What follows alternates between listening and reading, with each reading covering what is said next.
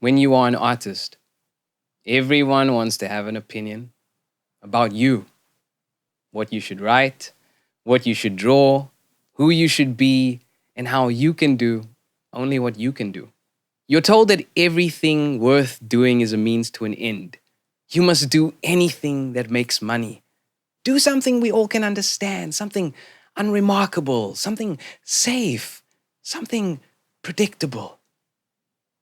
But every part of you wants to bust out and rap, bust out in wild vernacular. The artist in you wants to bust out wild like Dracula. You're spectacular, immaculately made in his image. So why be less of you than what he's divinely imaged? Instead, you're listening to the judgment of the so-and-sos who sold their souls so you can feel depressed and low. But they don't really know you or know what's really inside of you. Today, I'm here to remind you.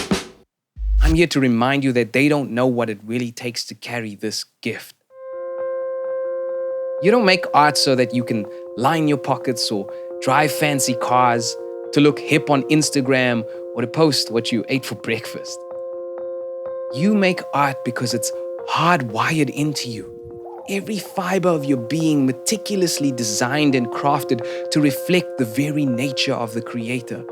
His supernatural otherworldliness permeates every molecule of your body so that you can make something profound, something fresh, something analog in a sea of binary ones and zeros, something concrete, something here and now. You can't help but to create. You're wired for it, and no one can unwire you. When you make art, you are terraforming. When you brush stroke, you brush off the residue of old things and introduce brand new inventions.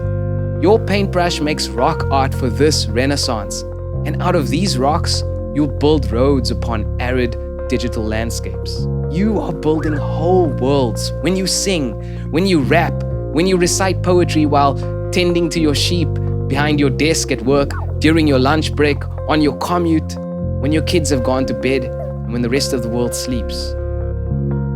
When you answer this call to create, you align with what has been said of you before time was time. When you make art, you begin to agree with destiny. And your destiny is to reframe people's narratives, to make them see and feel what they can't on their own, to refresh and renew and make whole. We think we make art for the sheer joy of doing something that thrills us, or for personal expression, or so that we can stop people-pleasing those who don't believe in our work, or to compensate for our lack of external validation, or to rebel against entropy, or to make something meaningful for posterity. But it's much bigger than that. You are a voice in the wilderness of digital sameness, of cheap AI prompts and clones. Instead of watering yourself down to fit the culture, let the culture bend itself around you. Because when everyone else chases trends and virality, you are what's truly viral and vital.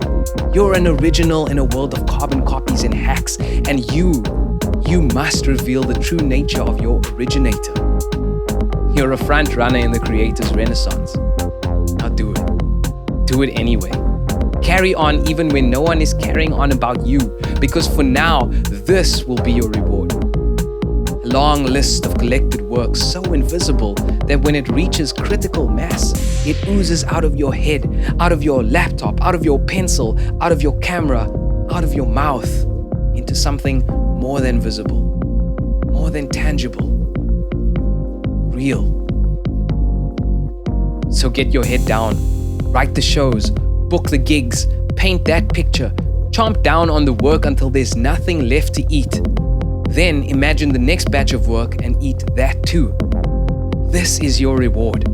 This is why you make art. Now get to it. Your art is your fruit. Share it.